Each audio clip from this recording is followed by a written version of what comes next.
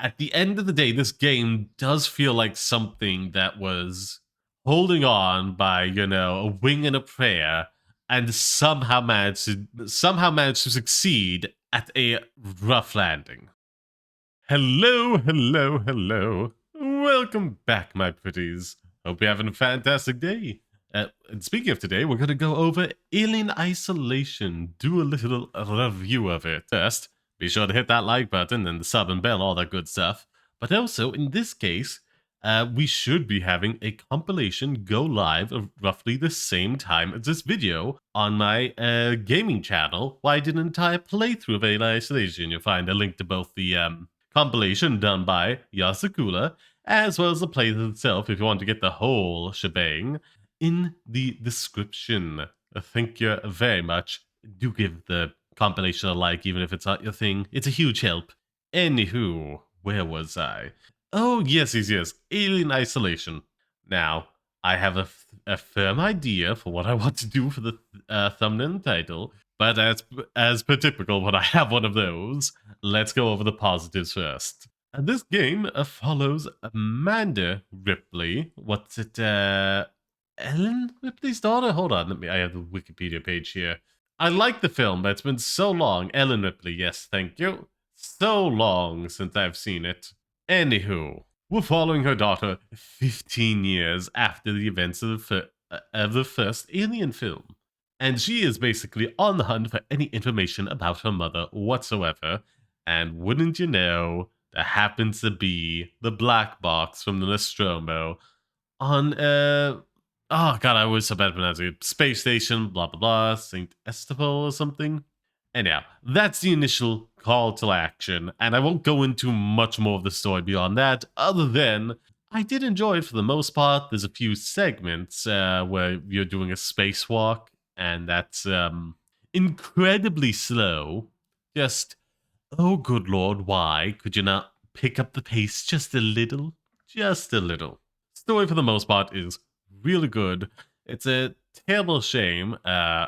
Again, slight spoilers because this is a review going into details about the game, but there's never a sequel to it, at least like in a proper video game form, and it kind of leaves Amanda in the middle of a cliffhanger, or should I say space floater, that is never going to really get resolved in terms of video game at the very least.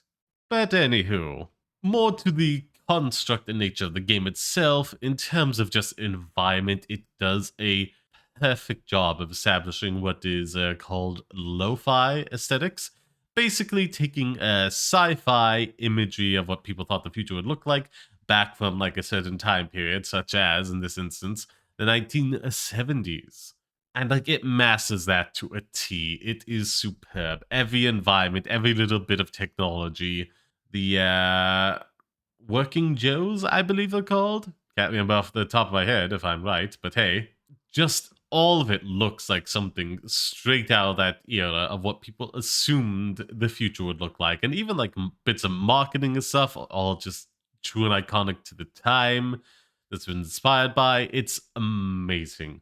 Just wandering about in this game is like wandering about in a little time capsule that was made several years after the fact. Which, yeah, as at this time, it's 9 years. At some point this year, it'll be 9 years since Alien Isolation came out. Oh boy, my bones feel like dust. How do yours feel? But that's just the general vibes and aesthetics of the location you're going about in, which is, again, very good. But in terms of the actual mechanics of the game, it's a survival horror kind of deal. A la what's it closest inspirations I can just think of to like give you a vague idea is kind of like your Resident Evil 7s and Villages, you know? You got that first person vibe to add an extra sense of horror, which wasn't always originally the case apparently. A great deal of this game was developed in a third person before they came to the realization, yeah, when you're actually in first person mode, that does lend to horror quite a lot. Which I imagine is why they did it in 7 and Village, but still. One of the key problems with survival horror, at least from my perspective, is the where you land on the fight or flight side of things whenever you're presented with something terrifying. A lot of people do fall on the flight side, and thus makes these games like inherently more stressful and spooky. Whereas I kind of fall more on the fight side. And like you can still be spooky and scary and satisfying to play if it's you can effectively go about the fight where it's not like super duper easy, but not obtusely hard for anybody that wants to go down that path. Which at certain points it was kind of getting resources was difficult. I think some of the tools that you can build up for yourself take a few too many parts in some of the cases, especially for the more combative items, such as like Molotov cocktails. Which I will say, on that note as well, I made a short about this and called it out several times in the stream. You'll see it in the compilation. But yeah, I was getting diamond achievements for just using things like you get a little stun baton, shock baton, a little taser on the end of a stick. And like it's really good to use against the working Joes to like stun them and then get a few whacks in. Getting resources for that were hard, but main point was I got a diamond achievement on what's it Xbox for using that. And for those that aren't aware, diamond achievements are basically achievements that less than 10% of the people who play the game have achieved. And it was that way for so many of the tools. Just so many of them. And not even 10% of people use them. And at that point, what's going on here? How many people are playing deep in this game or even just like using something you built up in the game for a specific purpose? Again, I personally preferred to like use the more combat tools because it did effectively just deal with a lot of things outside of the aliens, but even then it like still spooked them away to give you a breather. But yeah, I'm just kind of worried, like, oh yeah, less than 10% of people use like the majority of this combat wheel here. Item wheel, I should say. That's just like a red flag to me. A massive red flag. I should probably move on to notes of the alien. The designers of the game wanted to implement a staggered AI that kind of unlocks more features as you progress deeper into the game to give the illusion of the alien learning from your actions and becoming, more clever and smarter. One, I don't know if that quite works out with, as again, spoilers, there's a whole nest of them eventually. One got in and they started building up the infrastructure as they are one to do. So I don't know if like they should all be learning, maybe unless they can like communicate with each other effectively, in which case fair, but kind of would have preferred that to be called out in the narrative of the game. But also didn't notice that at all. Again, taking the more aggressive approach with most enemies. And at a certain point, you do just lock a flamethrower that doesn't kill them, but does spook them away. So I was using that a fair bit of the time whenever I didn't end up getting caught, as opposed to like any distraction tools. Gensequa, I apparently, according to Yasakura, was getting incredibly lucky with the drops for the flamethrower fuel, except for the one point where I needed it. Basically, what is referred to as a a generator rodeo. We're running about a little confined area that kind of goes around like a Morbius strip or, figure eight. And you have to start a bunch of generators in order to open up a tube. And there's an alien, xenomorph in there. God almighty, was that super annoying. A, because there isn't Gensequa a ton of space for you to go or hide or avoid it. You kind of do have to be more aggressive with it. I tried using distraction tools, but again, because the space is so small and they don't last super duper long, it was just not going that well. And just before this encounter, they don't really go out of the way to give you a significant amount of flamethrower back, just to make sure you have something to get to the encounter, which at that point I didn't, because despite getting lucky, I was still using it regularly to deal with aliens or like Genesequa, the little face huggers that pop in from time to time. So yeah, that became incredibly annoying, and also shows some of the more janky elements of the AI. Despite how hyped it was, it's not the most stable at times. One of the things I have a great deal of criticism for is apparently there is no actual vent system that the alien has to like work its way about.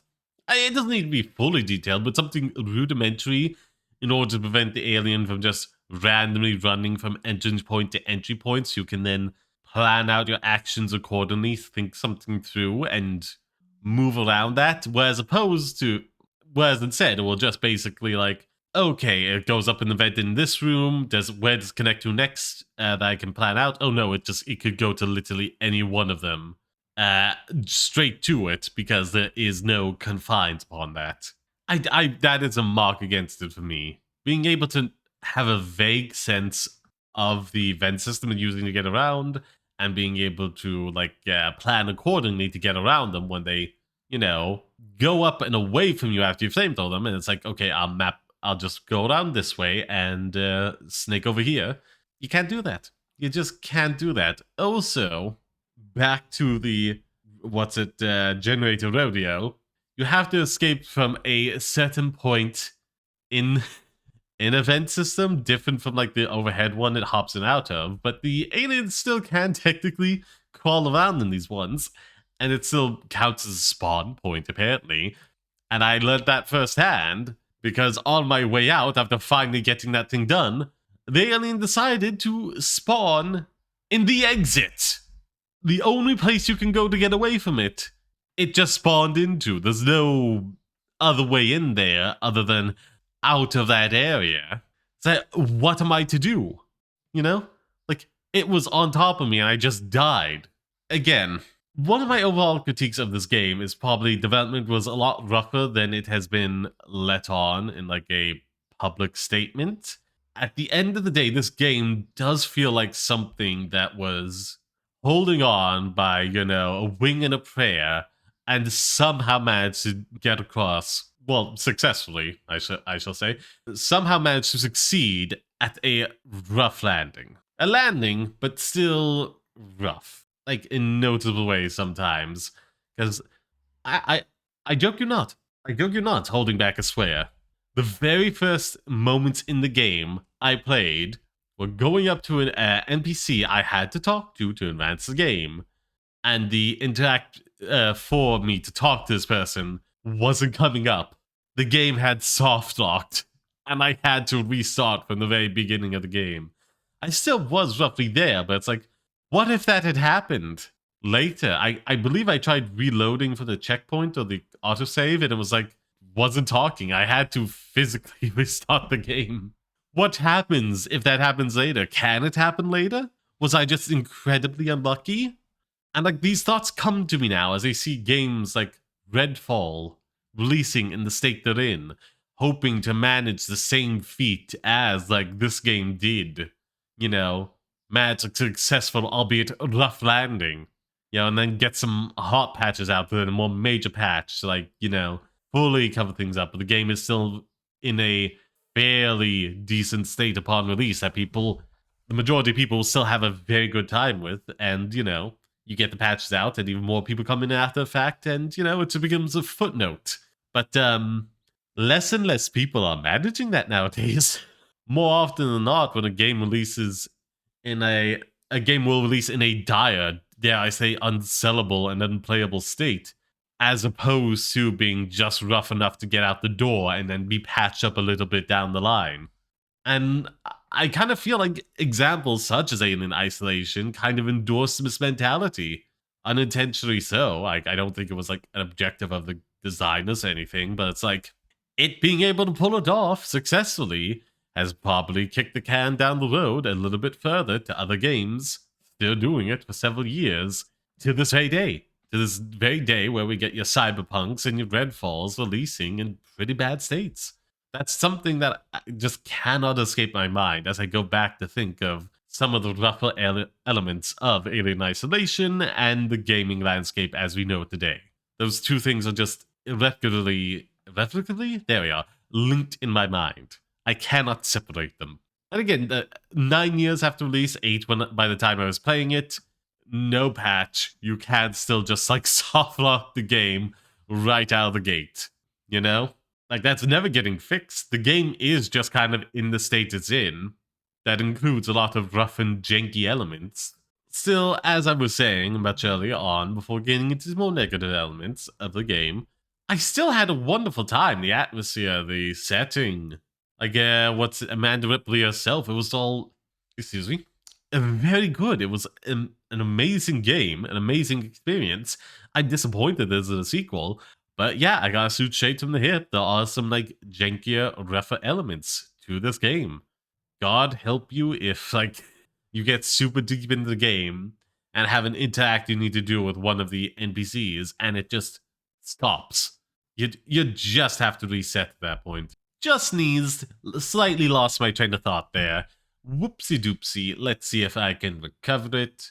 Yeah, again, great gaming experience. Would recommend, as long as you're aware of the slight risks of some jankier elements. Again, it wasn't super common. I didn't like have a bunch of soft lock moments, and it seemed to just be one instance there, but it's also like pretty bad in a pretty annoying segment. Because God damn those speed races going by my house now. It's a regular occurrence I really do hate. Yeah, very annoying segment I had to replay all over again.